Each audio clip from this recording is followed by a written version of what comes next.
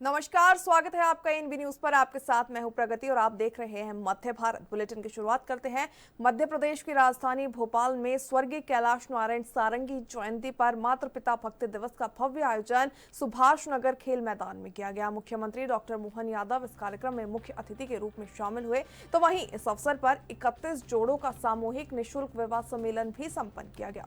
मुख्यमंत्री ने बुजुर्गों का सम्मान करते हुए उनकी आरती भी उतारी और मातृ पिता दिवस की जमकर प्रशंसा की। कार्यक्रम में केंद्रीय मंत्री शिवराज सिंह चौहान, बीजेपी प्रदेश अध्यक्ष वीडी शर्मा, मंत्री विश्वास सारंग, सांसद आलोक शर्मा, महापौर मालती राय और अनेक धर्म गुरुओं की उपस्थिति दर्ज की गई। तो वहीं इस आयोजन ने पारिवारिक और सामाजिक एकता का कड़ा संदेश दिया।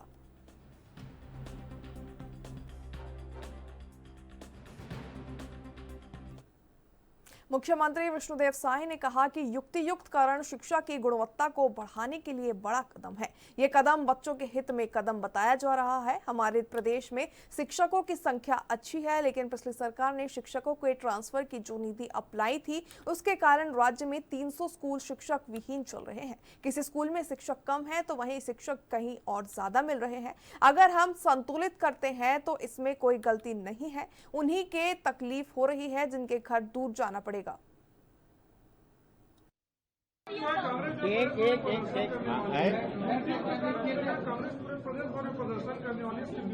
किसको लेके? देखिए, प्रदर्शन करें क्या करें उनका काम है, लेकिन युक्ति उत्करण शिक्षा की गुणवत्ता को बढ़ाने के लिए कदम है। बच्चों के हित में ये कदम है।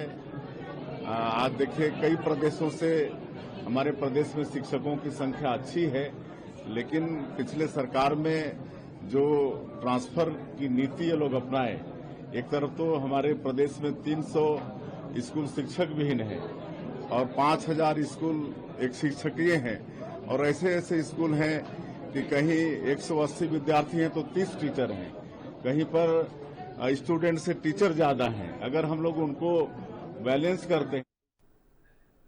मध्य प्रदेश के पूर्व मुख्यमंत्री कमलनाथ ने राहुल गांधी के भोपाल दौरे को लेकर कहा कि कांग्रेस कार्यकर्ताओं में खासा उत्साह देखने को मिला। यह उत्साह इस बात का प्रमाण है कि कांग्रेस मजबूत है और सभी को राहुल गांधी पर विश्वास है। पर्यवेक्षक जाकर सभी से चर्चा करेंगे ताकि एक उचित जिला कांग्रेस कमेटी बनाई जा सके।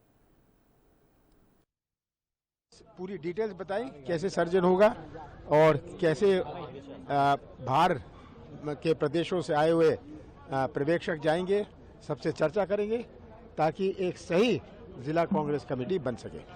गाड़ी आ गई सर, ये सर बीजेपी मुद्दा बना रही है।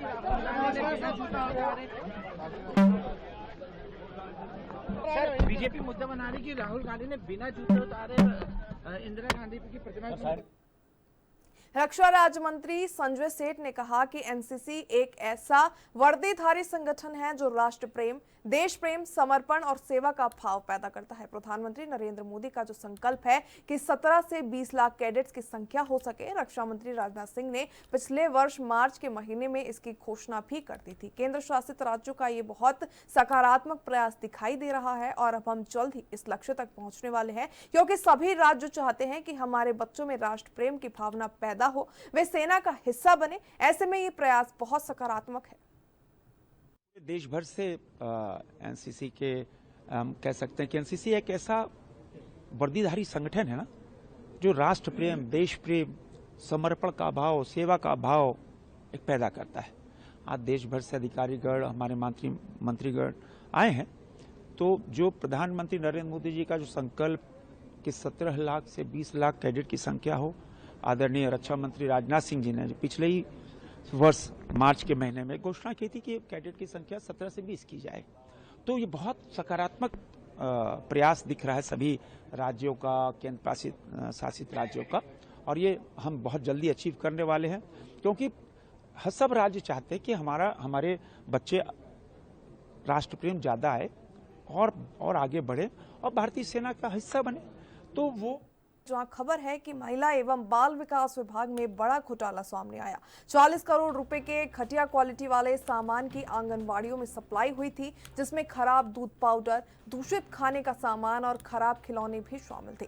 शिकायतों के बाद मंत्री लक्ष्मी राजवाड़े ने जांच के आदेश दिए और सामान वापस मंगवाने का काम भी शुरू किया गया।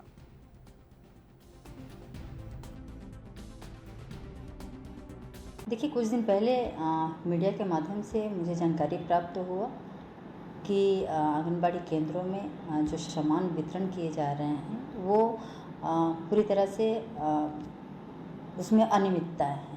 और जैसे ही मुझे जानकारी प्राप्त हुई, तत्काल मैंने सेक्रेटरी को पत्र लिखा और पत्र के माध्यम से साफ निर्देश दिए। एक जांच टीम बैठाए, जांच टीम के माध्यम से वहाँ देखें कि वाकई में जो आंगनबाड़ी केंद्रों में जो सामान दिए गए हैं वो पूरी तरह से सही हैं कि नहीं हैं, तो उस पर पत्र लिखे हैं। और मैंने ये भी निर्देश दिए कि अगर जो कोई भी अगर इस तरह के अनियमितता के शिकायत आए हैं, किसी के माध्यम से आए हैं, तो पूरी तरह से उन पर कार्रवाई हो। और वैसे हमारे छत्तीसगढ़ के माननीय मुख्यमंत्री जी के नेतृत्व में हमारा छत्तीसगढ़ आज पूरी पारदर्शिता के साथ काम कर रहे हैं। उसी पारदर्शिता के साथ हम भी अपने विभागों को देख रहे हैं। देखिए, पहले तो जांच टीम बैठाई गई है और जांच टीम के माध्यम से जो भी सामने जो प्रस्तुत होंगे और प्रस्तुत होने के बाद अगर सही पाए। कबीरधाम पुलिस की बड़ी कार्रवाई सामने आई है, जहां ग्राम सूरजपुरा निवासी मोहनलाल जायसवाल ने टेलीग्राम ग्रुप HK पे और AC पे जोड़कर 18 से अधिक म्यूल अकाउंट खोले और 1.5 करोड़ से ज्यादा की साइबर ठगी में सहयोग किया। तो वहीं युवक ने कमीशन के लालच में अपने और परिजनों के नाम से बंधन, DCB, IDBI और HDFC जैसे बैंकों में भी खाते खुलवाए। जब पहले खाते फ्रीज हुए तब नए खाते खुलवाकर ठगी जारी रखी गई। तो वहीं अब पुलिस ने आरोपी को गिरफ्तार कर मामला दर्ज किया है।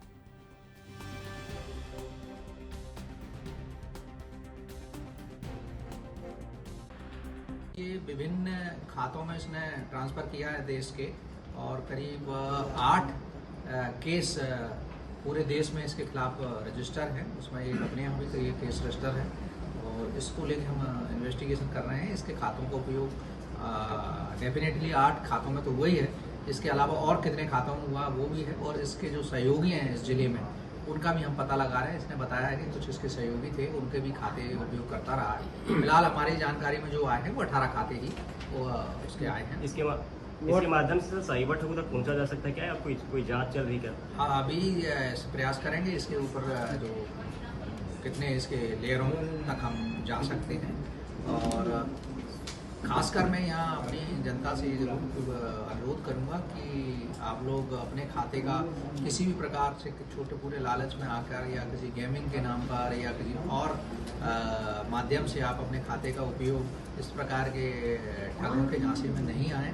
ये ठग आपको लालच देते हैं 10%, 5% का, और ये स्वयं बच जाते हैं और आपको उन केसों का सामना करना पड़ता है और आपको इस संबंध में जेल भी हो सकती है और आपको बहुत बड़ी कीमत 10% के एवज में चुकानी पड़ेगी। साइबर ठगों से जो है इनका संपर्क किस माध्यम से हुआ, कैसे हुआ? इस व्यक्ति का कहना है कि मेरा टेलीग्राम के माध्यम से कुछ एप्स हैं, यूट्यूब वीडियोस हैं जिसमें ये लगा है कि आसानी से पैसा कैसा कमाएं, और इसी झांसे में ये व्यक्ति आया है। और